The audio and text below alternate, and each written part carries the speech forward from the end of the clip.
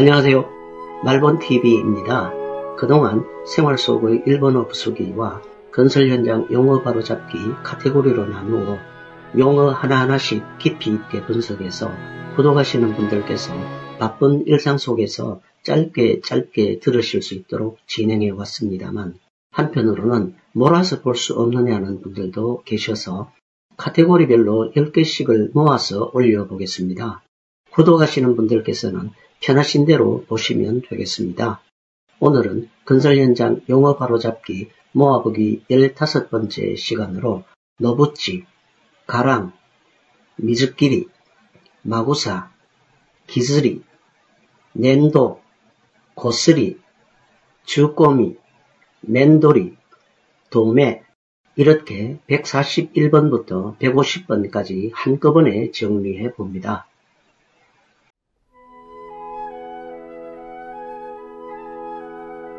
안녕하세요. 말본TV 285번째 시간입니다. 오늘은 건설 현장 용어 바로잡기 141번째 시간으로 노부찌란 말을 정리해 보겠습니다. 일본 건축 용어 사전에서 노부찌를 검색하면 천정 마감공사에서 마감재를 붙이기 위해 바탕으로 사용되는 막대 모양의 부재임, 쫄대바탕이나 판재를 붙이는 바탕 뼈대가 되는 가늘고 긴 부재이며 천정 반자틀을 가리키는 것이 보통, 벽의 경우에는 도부찌라고 함, 이렇게 설명합니다. 야구자판에서 노부찌를 검색하면 이렇게 목조 천정틀 이미지들이 뜹니다. 이제는 경량 철골 천정틀로 많이 대체되었죠. 일본에서는 줄여서 KTN이라고도 말하는군요. 그러나 주택이나 상점 등의 인테리어 분야에서는 아직도 노부찌란 말이 살아있습니다. 이제 노부찌는 반자틀로 바꾸어 쓰면 되겠죠. 천정틀의 부재 명칭을 정리해 봅니다. 노부찌는 반자틀, 노부찌 육개, 반자틀 바지, 쓰리기, 달대, 쓰리기 육개, 달대 바지, 마와리 부찌, 반자돌림.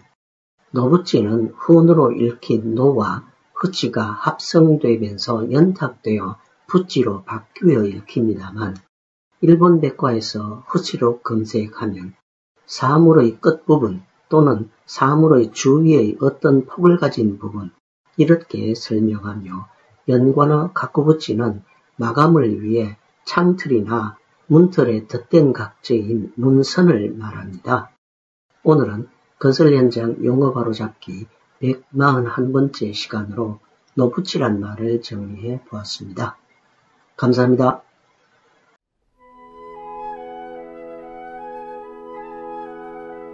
안녕하세요. 말본TV 287번째 시간입니다. 오늘은 건설 현장 용어 바로잡기 142번째 시간으로 가랑이란 말을 정리해 보겠습니다. 가랑은 건설 현장뿐만 아니라 일상에서도 많이 썼던 일본 용어 중 하나입니다. 일본 백과에서 가랑으로 검색하면 네덜란드어라 명시하며 수도 등의 급수관 끝에 붙여서 비틀거나 누르거나 하면 찬물, 뜨거운 물이 나오도록 한 장치, 자구찌, 이렇게 설명합니다. 네덜란드를 일본에서는 오란다로 표기합니다. 야구자판에서도 가랑과 자구찌는 같은 이미지들이 뜹니다. 이렇게 수도꼭지가 뱀의 입을 닮았다는 뜻이겠죠. 그러나 가랑의 어원 유래를 보면 가랑은 네덜란드어 크랑에서 나온 외래어, 크랑은 학을 의미하는 말이며 수전의 긴 관이 학의 목에서 머리까지의 모양과 닮았다는 데서 유래함, 이렇게 설명합니다. 네이버에서 수도 가랑으로 검색하면 이런 이미지들이 뜨는 것을 보면 가랑이란 말이 아직도 살아있다는 얘기겠죠. 가랑은 일본을 거쳐온 네덜란드어입니다만 수도꼭지, 수전 등으로 바꾸어 쓰는 것이 좋겠죠. 자구찌의 한자를 풀어봅니다. 사의 후는 뱀이라는 뜻의 명사 해비이며 음은 복모음 자입니다. 우리 한자어로는 뱀사입니다.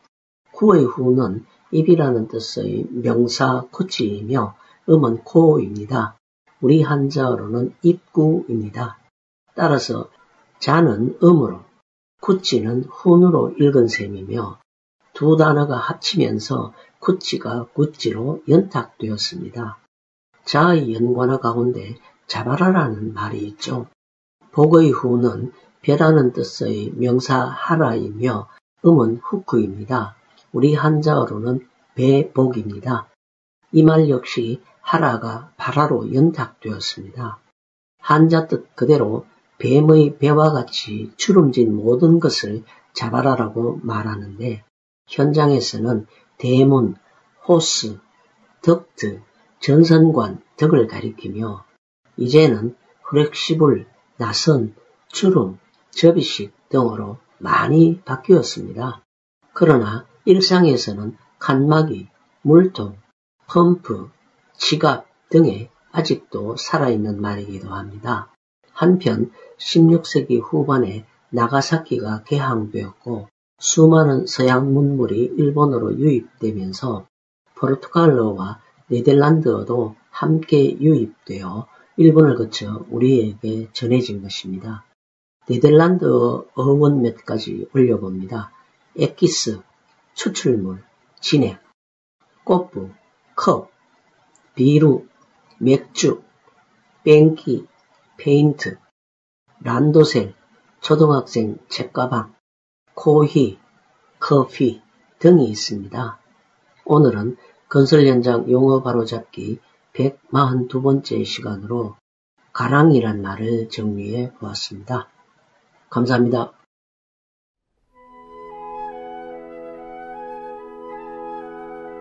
안녕하세요. 말본TV 289번째 시간입니다. 오늘은 건설 현장 용어 바로잡기 143번째 시간으로 미숫길이란 말을 정리해 보겠습니다. 일본 건축 용어 사전에서 미숫길이를 검색하면 빗물이 아랫면으로 되돌지 않도록 하기 위한 물건을 말함. 이것은 주로 콘크리트 밑면의 가장자리나 창틀이나 문틀 등 계구부의 외부 상인방에 줄눈을 파놓은 가장 간단한 물끊기가 되겠습니다. 벽 속으로 돌아가지 않게 아래로 떨어지도록 시공함, 철물을 많이 사용하며 판금공사의 하나가 되고 있음. 사이딩과 같은 외벽 마감재 맨 아랫부분에 설치해서 빗물이 벽 속으로 타고 들어가지 않도록 하는 물끊기를 말하며 주로 성형한 금속재나 판금을 이용합니다. 설치하는 장소에 따라 달라지기 때문에 물끊기에 사용되는 철물은 단면 형상이 달라짐. 이렇게 설명합니다. 얼핏 간단하게 보이는 작업이지만 건축공사에서 완벽하게 빗물을 차단한다는 것은 매우 중요한 공정입니다.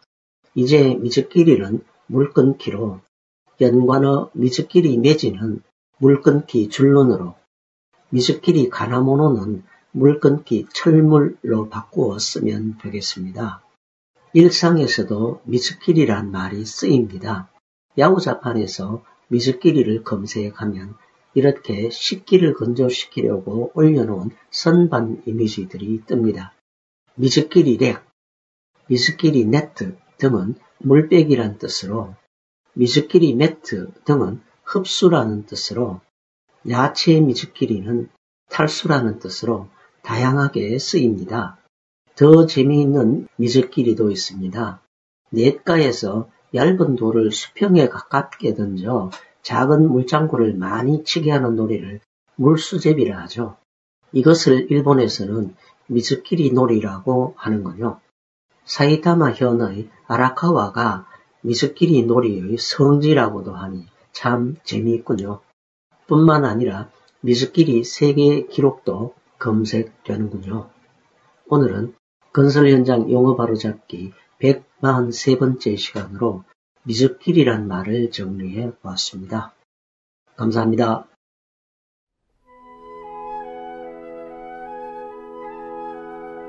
안녕하세요. 말본TV 291번째 시간입니다.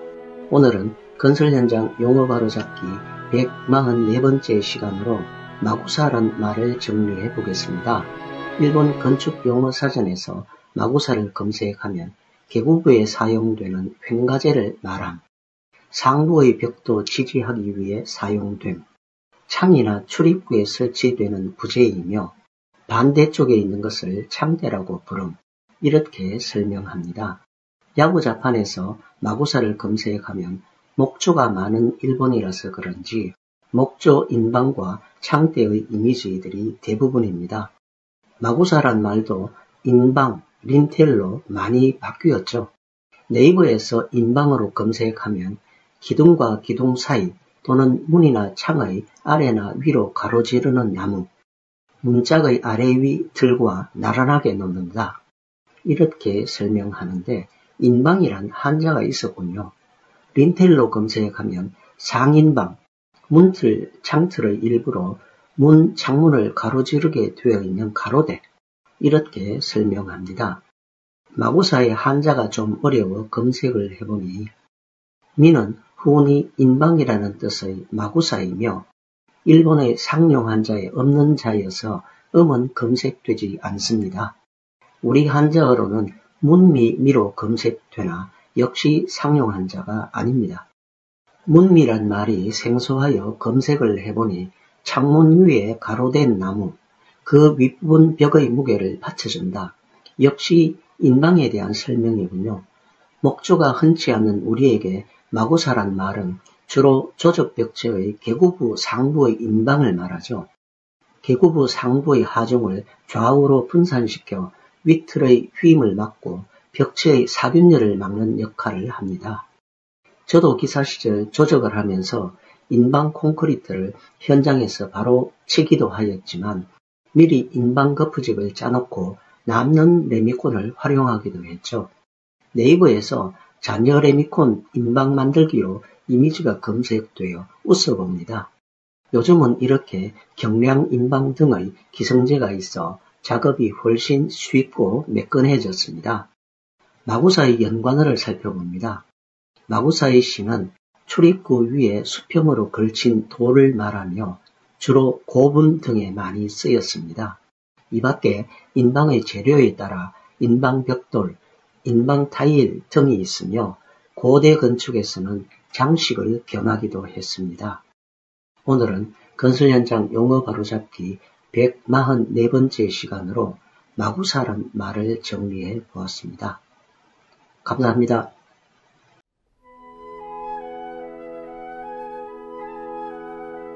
안녕하세요. 말본TV 293번째 시간입니다. 오늘은 건설 현장 용어 바로잡기 145번째 시간으로 기절이란 말을 정리해 보겠습니다. 먼저 야구자판에서 기저리를 검색하면 이렇게 미장 바탕으로 쓰이는 졸대 이미지들이 뜹니다.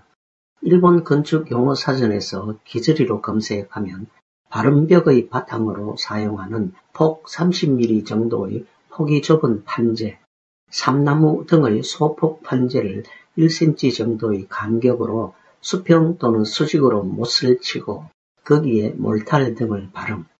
몰탈 바름의 경우에는 졸대 위에 아스팔트 펠트나 메탈라스 등을 붙여 바탕을 만들고 그 위에 몰탈을 바르는데 이 경우에는 라스판이라고도 말함. 이렇게 설명하며 기저리 시타지로도 검색됩니다. 일본에서는 바름 재료로 회반죽도 많이 쓰입니다. 일본 건축 용어로는 싯구이라고 말하죠. 우리도 인테리어 분야에서 아직 기저리란 말을 쓰고 있군요. 옛날 한옥에서는 흙벽의 바탕으로 대쪽을 엮어 쓰기도 했는데 이것을 외역기라고 말합니다. 외에 한자가 있었군요. 네이버 사전에서 외로 검색하면 흙벽을 바르기 위하여 벽 속에 엮은 나무가지, 돛가지, 수수깡, 쌀이, 잡목, 따비를 가로, 세로로 엎는다. 이렇게 설명합니다. 대마의 속줄기 말린 것을 겨릅대라 하며 일본에서는 지붕의 이형으로 많이 쓰이기도 하는데 저는 어릴 적에 이것도 흙벽 외역기에 쓰였던 기억입니다. 겨릅대를 검색하다 블로그에서 재미있는 문장을 찾았네요. 아낙네들은 5만 가지 사투리로 욕설을 해대며 오징어 가랑이에 겨릅대를 끼웠다. 오징어 덕장에서 오징어 머리 부분을 펴서 말리려고 끼워놓은 하얀 나무가 바로 삼대를 말린 겨릅대였군요. 그런데 그 머리 부분을 가랑이라 표현해서 한번 웃어봅니다. 한자를 한번 풀어봅니다. 접의 후는 잡다라는 뜻의 동사 스루이며 음은 쇼입니다. 우리 한자어로는 잡을 접이며 거의 쓰이지 않는 한자입니다. 명사 기와 합치면서 연탁되어 연용형 쓰리가 쓰리로 바뀌었습니다. 이제 기쓰리는 졸대, 졸대바탕, 나무어리, 외 등으로 바꿔 쓰면 좋겠습니다. 건축 용어에서 쓰리의 연관으로 손스침을 뜻하는 대쓰리가 있죠. 오늘은 건설 현장 용어 바로잡기 145번째 시간으로 기절이란 말을 정리해 보았습니다. 감사합니다.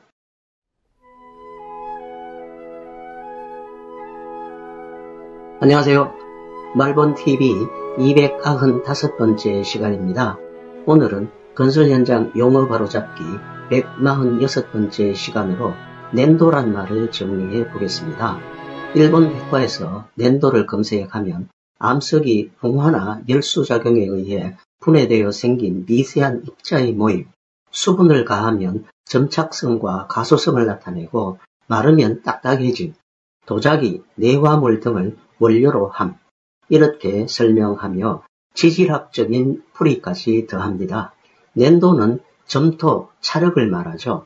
저는 어릴 적에 찰흙을 쪼대라고 말했던 기억인데 그 어원은 분명치 않은 듯합니다.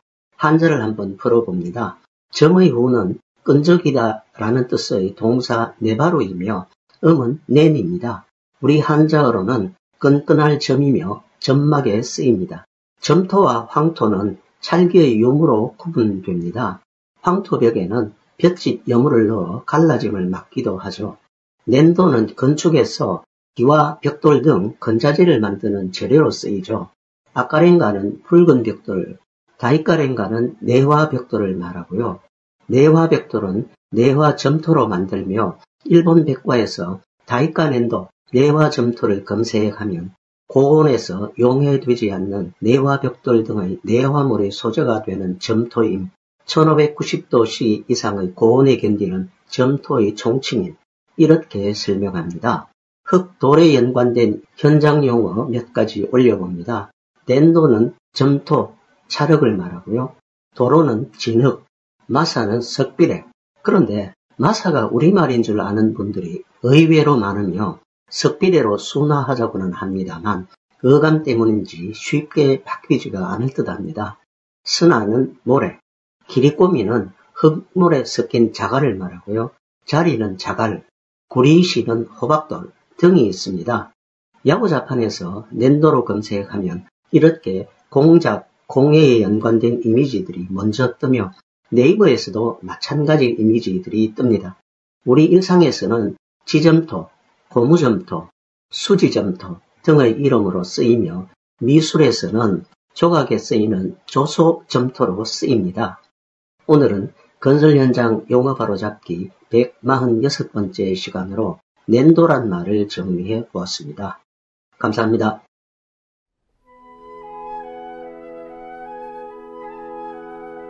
안녕하세요. 말본TV 297번째 시간입니다.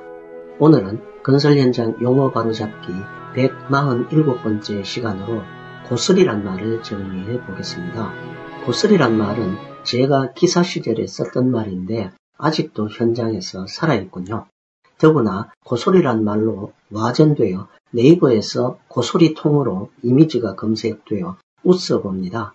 일본 건축 용어 사전에서 고스리를 검색하면 벽 발음 등에 있어 첫 번째의 하도를 말함, 발음 마감의 하도 전에 크게 울퉁불퉁한 바탕을 하도재와 같은 재료를 사용해 평활하게 하는 작업을 말함, 바탕 고스리, 또한 미장공사에 있어서는 고스리를 넣는다 라고도 말함, 이렇게 설명합니다. 일본 백과에서 고스리의 동사 원형 고스르를 검색하면 물건을 다른 물건에 강하게 눌러댄 채로 움직이다. 또는 그와 같이 반복해서 계속 움직이다. 이렇게 설명합니다. 한자를 한번 풀어봅니다. 찰의 후는 문지르다라는 뜻의 동사 스루, 고스루이며 음은 사츠입니다. 우리 한자어로는 비빌찰이며 마찰에 쓰입니다. 이렇게 고스리는 작업 방법에 대한 설명인데 현장에서는 고스리 작업의 재료인 시멘트 풀을 고스리, 고솔이라고도 말합니다. 결국 고스리는 바탕과 몰탈 등 마감 재료와의 접착력을 높이기 위한 시멘트 풀 작업을 말하며 이를 위해 바탕에 미리 몰다임 등의 접착 증강제를 도포하거나 같이 혼합해 쓰기도 하죠. 여기에 방수액을 혼합하면 고스리 방수가 되기도 합니다. 네이버 블로그 등에서 고스리를 검색하면 시멘트를 물에 걸쭉하게 타놓은 것, 시멘트와 물만 섞어 반죽한 것, 시멘트만을 물로 배합한 것, 벽면에 먼저 바른 후 사모레로 미장 작업을 함. 이렇게 긴 설명만으로는 일본 용어를 우리말로 쉽게 바꿀 수가 없겠습니다. 아니면 바탕고름, 바탕바름, 시멘트 풀칠, 시멘트 반죽 등으로라도 바꾸면 어떨죠? 여기서 사모레란 말의 정체도 애매합니다.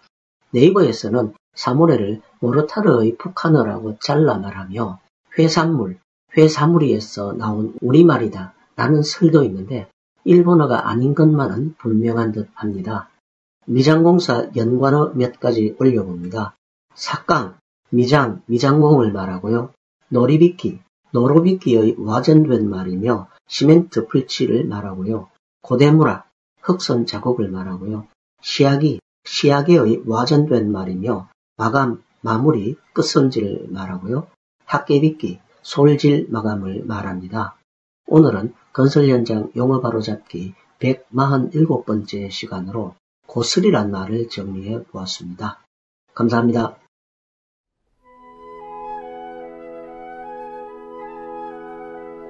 안녕하세요. 말본TV 299번째 시간입니다. 오늘은 건설 현장 용어 바로잡기 148번째 시간으로 주꼼이란 말을 정리해 보겠습니다. 제가 기사였던 70년대 초에는 주꼼이라고 말했습니다만 음으로 읽은 주와 훈으로 읽은 꼬미가 합쳐지면서 연탁되어 주꼬미가 맞습니다. 그런데 이 주꼬미가 현장에서 와전되어 황당하게도 쭈꾸미란 말이 대세가 되어버렸습니다. 문어과의 연체동물 쭈꾸미의 영향을 받은 것은 아닌지 한번 웃어봅니다. 일본 건축 용어 사전에서 주꼬미를 검색하면 미장공사에서 하도와 마감과의 중간에 바르는 층, 낙가고메라고도 말한 중도 이렇게 설명합니다. 미장공사에서 시다누리, 초벌발음, 낙가누리, 재벌발음, 시야게, 정벌마감 이렇게 공정이 진행된다면 주거미는 낙가누리, 재벌발음에 해당되겠죠. 그런데 주꾸미란 말은 인테리어, 특히 타일공사에서 가장 많이 쓰는 용어이기도 합니다. 욕실이나 화장실 등에서 바닥 타일을 붙이기 전에 물 흘림을 위한 물매를 잡는 것을 주꾸미라 말하는데 이때에는 구배몰탈, 고름몰탈 등으로 바꾸어 말하면 좋겠습니다. 덧붙여 타일공사 관련 블로그에는 물매를 잡는 방향을 가리켜 육가 등으로 표기하며 네이버에서 아직도 육가라는 이름으로 이미지들이 많이 뜹니다. 육가는 바닥이라는 뜻의 일본어이므로 이 말도 바닥 트랩 등으로 바꾸어 쓰는 것이 좋겠습니다. 네이버에서 타일공사 관련 블로그를 검색하다 보니 매도시가 안 맞다 이런 말들이 많이 나오는데 벽과 바닥의 줄눈이 안 맞다 이런 뜻으로 쓰이는 듯 합니다만 그 어원에 대해서는 전혀 검색이 안 되어 정리를 해봅니다. 매도시를 단음으로 표기하면 그 뜻이 와닿지 않습니다만 장음 매도시로 표기하면 훑어보다, 처음부터 끝까지 뚫어보다 이런 뜻이 되며 타일공사에서는 벽 타일과 바닥 타일이 같은 크기일 경우 가로 세로 줄눈을 맞춘다는 의미가 되겠습니다. 결국 매도시는 줄눈 맞춤 정도로 바꾸었으면 좋겠습니다. 한자를 한번 풀어봅니다. 중은 훈이 가운데라는 뜻의 명사 낙가이며 음은 주입니다. 우리 한자어로는 가운데 중이며 중심에 쓰입니다. 입은 훈이 담다 끼우다 라는 뜻의 동사 꼬무이며 음으로는 잘 읽히지 않습니다. 우리 한자어로는 담을 입으로 훈음은 있으나 입은 일본어에서 아주 많이 쓰이는 한자이지만 우리나라 상용 한자 1800자 속에는 없는 한자이며 들입으로 바꾸어 쓰기도 합니다. 현장에서 쓰이는 꼬미의 연관어 몇 가지 올려봅니다. 개꼬미, 계단의 체일판을 말하고요. 기리꼬미, 흙, 모래 섞인 자갈, 우매꼬미, 매입, 힛꼬미, 타느키, 사시꼬미, 꼬지쇠, 주꼬미를 다시 정리하면 주꼬미로 표기하는 것이 옳으며 고배몰탈, 고름몰탈로 바꾸고 육가는 바닥 트랩으로 바꾸고 매도시는 줄눈 맞춤으로 바꾸면 좋겠습니다. 오늘은 건설 현장 용어 바로잡기 148번째 시간으로 주꼬미란 말을 정리해 보았습니다. 감사합니다.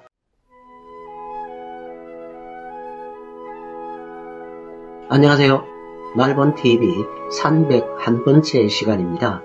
오늘은 건설 현장 용어 바로잡기 149번째 시간으로 맨돌이란 말을 정리해 보겠습니다. 일본 건축 용어 사전에서 맨돌이를 검색하면 평면과 평면이 만나는 부분은 뾰족한 각이 되지만 거기에 작은 평면을 만드는 것을 면을 잡는다 라고 말함. 기둥을 비롯해 각재의 각에 면을 잡지 않으면 손이 닿거나 할 때는 위험하거나 상처가 나기 쉬움. 의장적인 면에서도 둥그스름한 마감이 되어 부드러운 인상을 연출해 나감. 이렇게 설명합니다.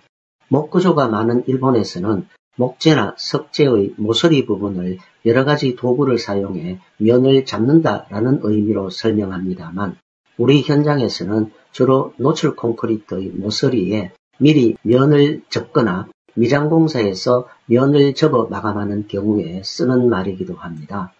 이를 위해 콘크리트를 타설하기 전에 미리 맨기를 대어 모접기를 합니다. 현장에서는 맨기라고 편하게 말합니다만 가나 그대로 읽는다면 연탁되어 맨기가 맞습니다. 일본 건축 용어 사전에서 맨기를 검색하면 레미콘을 타설할 때 각을 45도로 면을 잡거나 튀어나온 부분을 둥글게 하기 위해 넣는 부재. 예전에는 목재를 잘라 만들었으므로 면의 나무라는 뜻에서 맨기라 불리움. 현재에는 발포 플라스틱재로 여러 가지 사이즈가 시판되고 있음. 이렇게 설명합니다. 맨기는 면목, 면대로 많이 바꾸어 말합니다. 맨돌이도 한자음 그대로 면취라고도 합니다만 이왕이면 우리말 모접기, 못따기로 바꾸어 쓰면 좋겠습니다. 타일 공사에서도 맨돌이가 당연히 필요하겠죠. 튀어나온 모서리 부분에 양면에서 타일을 맞대어 붙이면 타일의 두께만큼 요약을 바르지 않은 옆면이 노출되는데 이것을 감추기 위해 옛날에는 대쪽 타일을 썼습니다.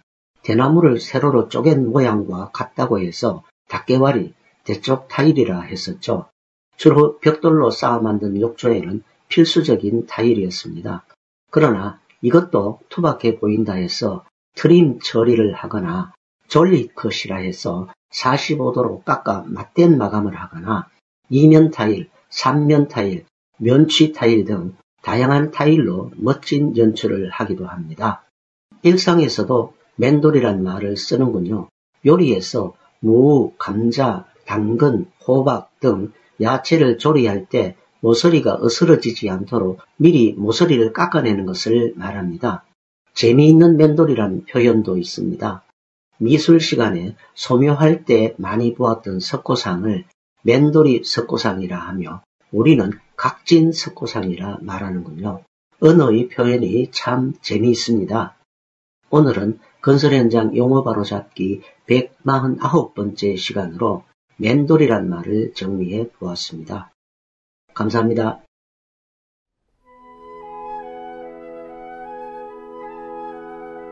안녕하세요. 말본TV 303번째 시간입니다. 오늘은 건설 현장 용어 바로잡기 150번째 시간으로 도매란 말을 정리해 보겠습니다. 현장에서 도매란 말은 주로 목공사에서 쓰였습니다. 목공사 중에서도 특히 창틀, 걸레바지 등에 많이 썼던 기억입니다. 제가 기사했던 70년대 초에는 창틀, 문틀을 짜기 위해 제재소에 라왕을 규격별로 주문한 다음 전기건조업체에 의뢰 건조시킨 다음 현장에 반입해 목공이 직접 짜기도 했죠. 이때 도매란 말을 처음 듣고 보았습니다.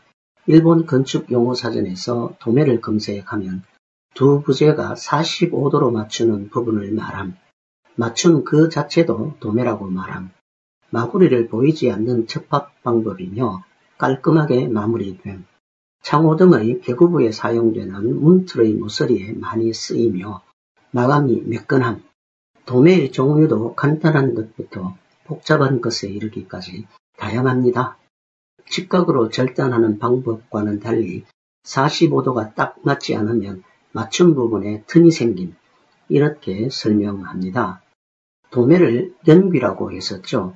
네이버 사전에서 연귀를 검색하면 두 재를 맞추기 위하여 나무 마구리가 보이지 않게 귀를 45도 각도로 비스듬히 잘라 맞춘 곳, 이렇게 설명합니다. 그런데 연귀란 한자도 있었군요. 연귀와 유사한 용어가 있었죠. 장부는 직각으로 맞춤하는 것을 말하며 일본 용어로는 호조라고 말합니다. 네이버에서 장부로 검색하면 한 부재의 구멍에 끼울 수 있도록 다른 부재의 끝을 가늘고 길게 만든 부분, 이렇게 설명합니다. 연귀와 장부에서 정교한 맞춤을 하기 위해서는 다양한 목공 도구들이 사용됩니다. 스코야는 어원이 스퀘어라고 합니다. 연귀자, 스코야와 연귀자의 기능을 합친 자, 자유각자, 분독이 달린 자유각자 등이 있습니다. 목조, 지붕틀, 마루틀, 천정틀 등 목구조가 거의 사라지고 창틀, 문틀 등도 금속재로 많이 바뀌어 이제 도매란 말은 거의 사라진 것으로 생각했는데 오히려 인테리어, 특히 타일 공사에서 소환되는군요. 예전에는 타일이 직각으로 맞닿는 모서리 부분에 닭개와리, 대쪽 타일을 쓰기도 했습니다만 이것이 투박하게 보여 트림, 몰딩, 코너비드란 이름으로 많은 금속 마감재가 등장하더니 요즘은 이마저 서서히 사라지면서 도매 치다란 말로 되살아나서 포세린 타일처럼 표면과 속이 같은 재질의 무효 타일은 자체의 모서리를 45도로 깎아 도매 맞춤을 합니다. 그런데 연귀란 우리말은 목공사에서 귀에 익은 탓인지 타일에서는 연귀란 말 대신 졸리컷, 마이터컷 등의 영어, 이탈리아 용어를 많이 쓰는군요.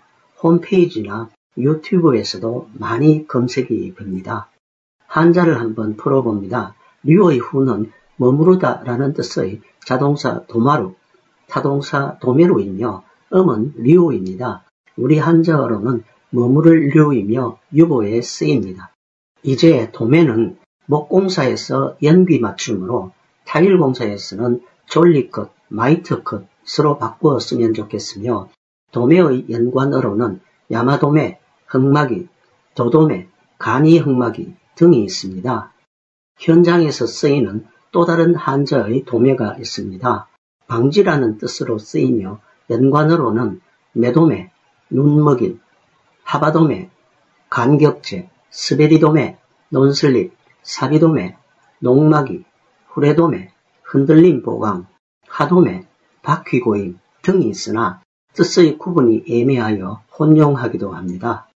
오늘은 건설 현장 용어 바로잡기 150번째 시간으로 도매란 말을 정리해 보았습니다. 감사합니다.